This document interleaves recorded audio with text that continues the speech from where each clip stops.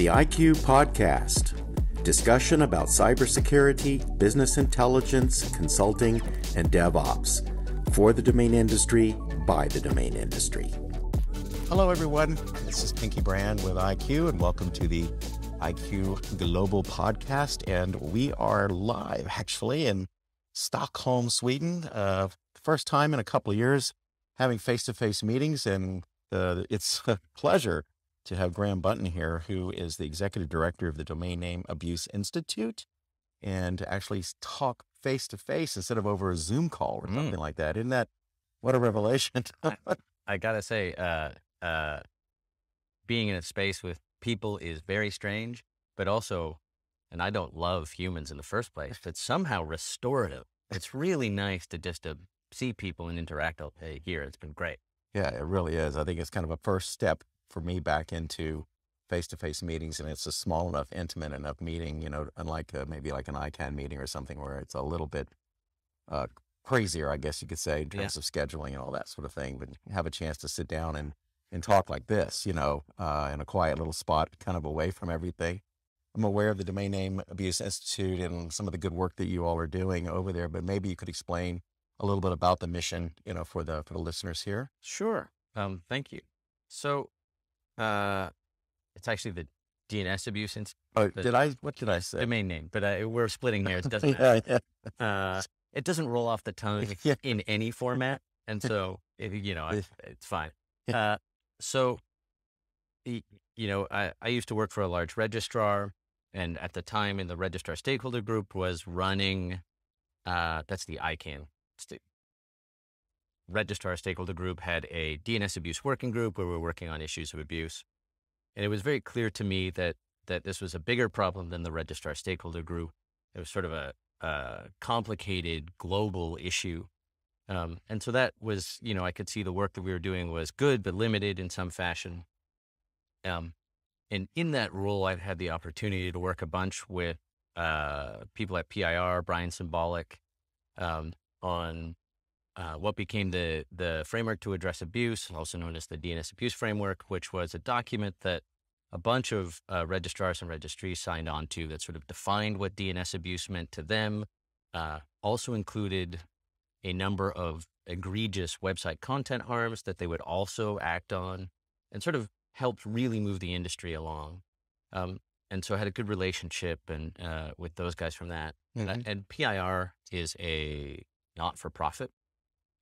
And part of their not-for-profit mission is to basically make the internet better. And they basically had the same view that I did, that, these harms are part of a complicated global problem, that solving them at the individual registry or registrar isn't going to work, that even just trying to work within, the ICANN context isn't going to work.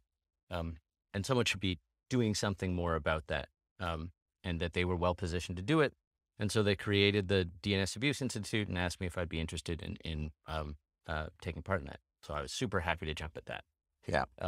And really, so that the Institute exists to, reduce these online harms in a very simple definition. But the way I kind of see it is there's a lot of complexity and friction in dealing with abuse within the ecosystem, and the economics, especially of the domain name system industry, are such that it's really difficult for individual players to take a leading role.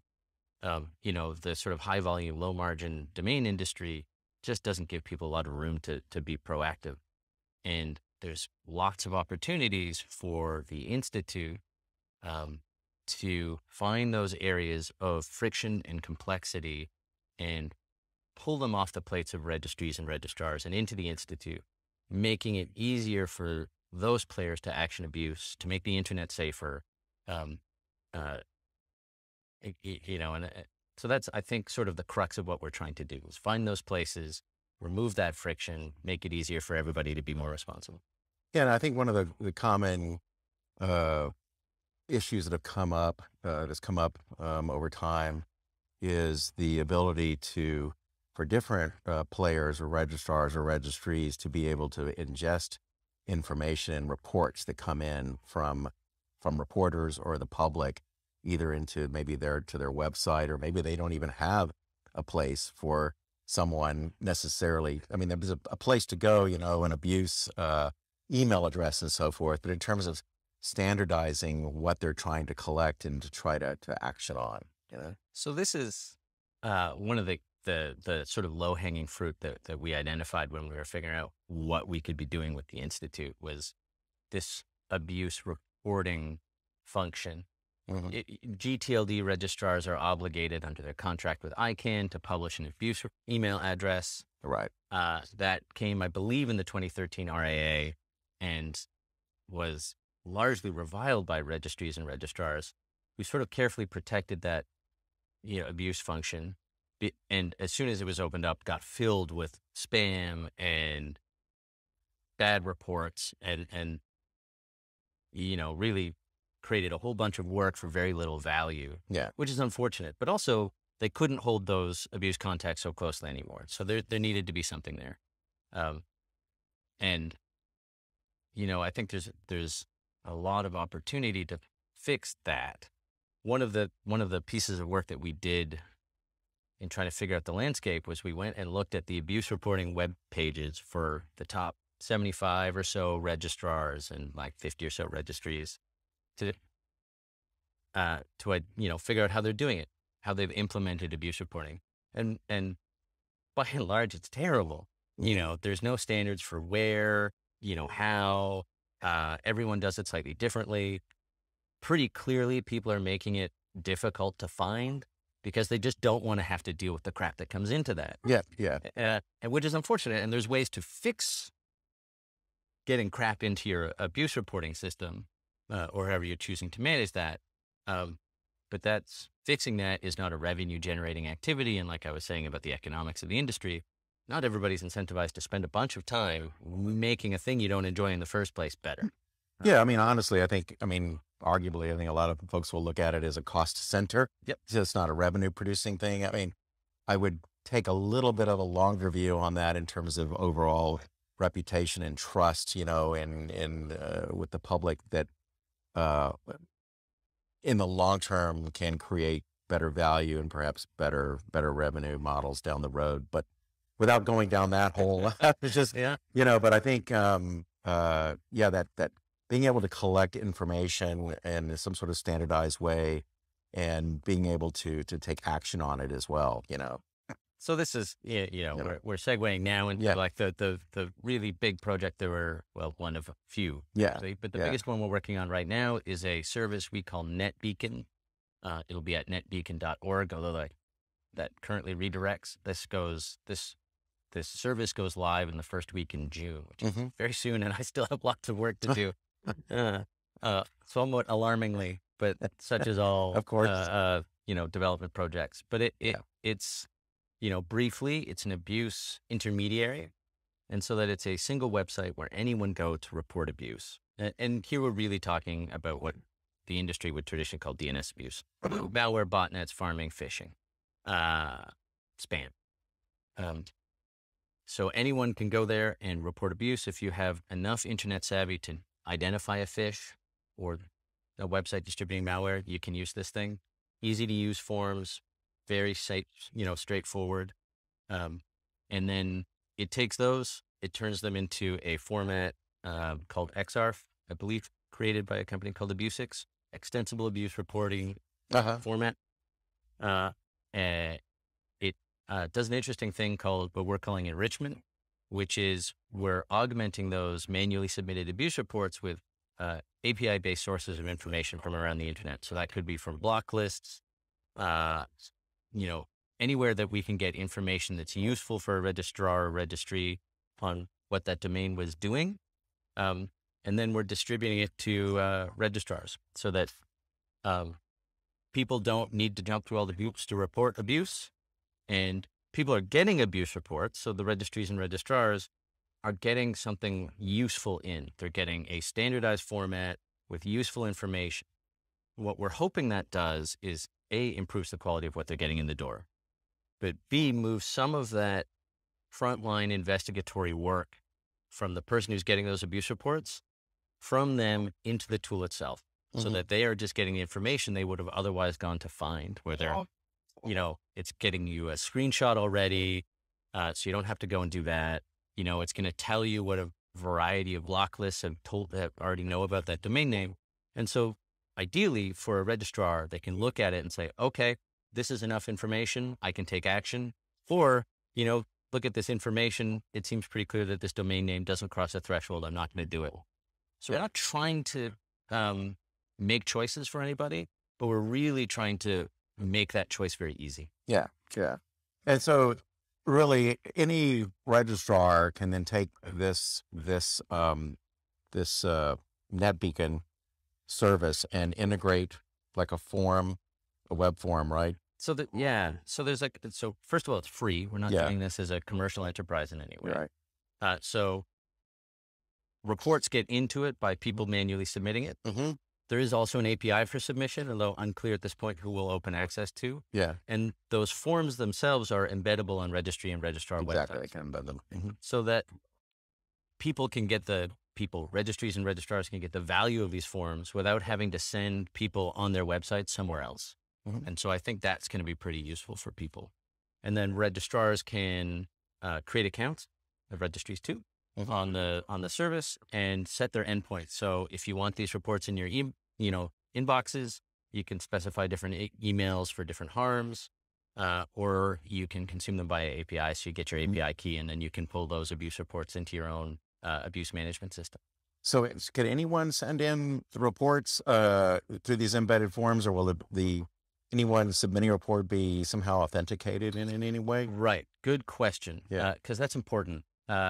Anyone can use them, Mm-hmm. but you have to verify an email address, regardless of whether it's on the embedded form or whether it's via the netbeacon.org website. Mm-hmm. And for a couple of reasons. One is when we send the abuse report to a registry or registrar, it's from that person who submitted it in the first place, Mm-hmm. especially in case if there's any follow-up that needs to happen. You can tell it comes from us, but it's really coming from that person who submitted it. And Gotcha. And, I've worked in the industry long enough to see how often abuse reporting functions are abused or weaponized.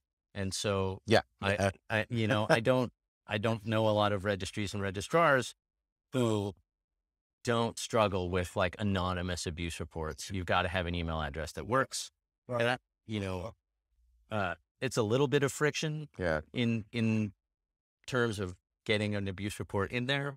But I think it's a pretty reasonable one and doesn't feel like a huge bar. To make that easy, what we're working on doing is so you can create an account as a reporter on the service itself. Yeah. But there's also OAuth integration. So you can log in with, right now we've got Gmail and Facebook OAuth integrated, and then we'll add like LinkedIn and Twitter and everything else we can find just to make it super easy to do that, but that we still have a verified email address. Yeah. I think we learned last year, we're a couple of years ago, I think with the advent of COVID, some reporting that was coming in related to COVID domains, and people were starting to report anything, that just contained, COVID in the string of characters or whatever. But in a lot of cases, there actually wasn't any evidence of anything nefarious going on. It was actually maybe pointing to, something that might be an informational site, or whatever. It wasn't. And so it is, it's just sort of that struggle that just continues on about making sure that information you do receive is it actionable? Yep. And then is there enough evidence to actually do something, such as, server hold, for example, or, client hold, whatever whatever that might be. Yeah. At the early stages of COVID in my previous job at a registrar, I must have hand looked at thousands of COVID related registrations that were pouring in to see if they were harmful or not. Yeah. And boy, what a not useful bit of time. The number that were actually bad was minuscule. Oh yeah. And so to sort of help with that problem a little bit, one of the features in NetBeacon that I think is going to be really interesting for registries and registrars is we have the ability to label abuse reporters. Mm-hmm. So if someone's submitting abuse reports more than once, they show up in your control panel and you can label them, say, maybe they're law enforcement. You could give them that tag, or you could give them a tag of reputable or reliable, or malicious, someone like that. First time reporter versus multiple reporter or something. Yeah. So, and so what that does when they submit another abuse report, is it appends or prepends that label to the email subject or the ticket subject, so that you can then get that into your ticketing system or your abuse management tool and triage it as you might see fit. Yeah. It's not just what the abuse might be, but who is actually doing it and maybe what their reputation is. Yeah, perhaps. And we've thought a lot about abuse reporter reputation. And I think that's an interesting place that we'll slowly build up to. Yeah. But also registrars know these people, and giving them the ability to reflect those relationships themselves without us trying to determine that for them, I think is a smart design choice. Yeah. It's very cool. Yeah. Sounds like really, really cool. I look forward to checking it out. June, right? Super soon. Oh my only God. like, it's like, I've got, it's almost June already. No, it's May. Yeah. We're Today's May 10th. Yeah. So on this recording, but slightly less than a month. We're running really fast. There's lots of text that needs to be written and QA that needs to happen, but it should be pretty great. What else is down the road? Anything else you can preview? There's a couple things. So, continuing to develop NetBeacon is big for us. So we're going to be, right now it's just GTLDs because they're obviously much easier to identify in a systematic way. CCs get a little bit quirkier, but we want to get as many CCs in there as we can. And then next step is going to be hosting companies. And that's going to enable us, as we build this into like this neutral third party for abuse reporting, to be able to take abuse reports for other types of harms, say scams and fraud, or even just classic DNS abuse where it's a compromised website, route those to the hosting company first. And then we can have defined escalation paths. So we can say, oh, look, that's gone to the host. It had this evidence. They didn't take action for some amount of time, 10 days, 2 weeks, doesn't matter. Yeah. And then we'll escalate that up to the registrar. Now the registrar has a verifiable, set of information that abuse report did go to the host first and the host didn't act. Now it's up to them to make a choice. And in theory, you could escalate that all the way up to the registry. And so those defined escalation paths, I think, will be really helpful for the industry as a whole. So lots of work to do on NetBeacon. There's years of work to do to make this what I think it could be, which is fun. The other big one that we've got coming is we're working on a sort of intelligence platform to understand abuse across the ecosystem. We're doing this partly for our own credibility. If we want to be the world's foremost center on DNS abuse, we can't rely on other people for an understanding of what's happening. How many abusive names are there and where are they located? There is some reporting in the ecosystem already. ICANN has their DAR platform, the Domain Abuse Activity Reporting System. Right. And I think it's technically good, but the reports themselves are pretty opaque. It doesn't report by TLD or by registrar. And I know they want to do that, and that's coming, but I suspect that's a while away. There's other reports from security organizations and companies that I think have some, again, issues with transparency. So we don't really know how they're collecting the data, what's inside it. And so that's a real problem. If we really want to move conversations forward within the DNS community, we need to have a robust understanding of what's happening, and it needs to be rigorous and transparent. And so we're really working right now on that. Cool. Think our first reports will come out in July. Yeah. Okay. Good. That'll be interesting to see. Yeah. That'll be like, sort of PDFs with some commentary. Yeah. But also we're working on like interactive dashboards. I will say we're also really only coming at malware and phishing to start. The best quality data is there. We would include botnets, but there's not actually that many registered botnet domains. And so that gets a little murky. And phishing or spam, just sort of swamps everything else. And spam is an important problem, but sort of less urgent, we think, than phishing and malware. So we're really going to be focused on phishing and malware to start. Yeah. Yeah. That makes sense. I think spam can be difficult sometimes. You just get one random report about spam, but then perhaps that report that you sort of ignore that, but then, a couple of weeks later, you get 2 or 3 more reports on that same domain. Well, maybe there's something going on there. We got to check it out. But yeah, it's hard to action at the DNS level too. Yeah, like yeah. It's that tends to be more of a hosting related problem. Exactly. Yeah. And then the public, and not to, I've just kind of learned people are simple, and they just don't know where to go. Even sometimes in our own industry, we don't know where to go. But, people will then try to blame the registrar. Why aren't you doing something? And the registrar is, well, we don't actually host, we don't host this, but the average user has no idea, no idea about this. But it's nice to see, at least at the industry level, to be able to just to go, okay, well, who's on first, who's doing this, who should be doing that, and that's important in the fight against abuse. Yeah, agreed. And that's part of what I hope NetBeacon ultimately gets to the place where the end users and people impacted by this shouldn't need to care about where the appropriate place is. We can provide a tool that just does that for them. They just need to tell us that something bad has happened, and we can do the rest. We can get the information to the people who actually need it. Well, it'll be cool to see that when it comes out. And so what is I'm assuming the URL is going to be? netbeacon.org. Makes sense, yeah. Yep. The website is not up yet. Still working on it. Right. Yeah, don't go there yet. 3 long weeks to get that in place. And to learn more about the Institute is dnsai.org. That might actually redirect. I think that redirects. DNS Abuse Institute.org is again a mouthful, but that's a good place to go. Although we'll be revamping that website in the near future too. But it's a good place to find me or the Institute and learn more.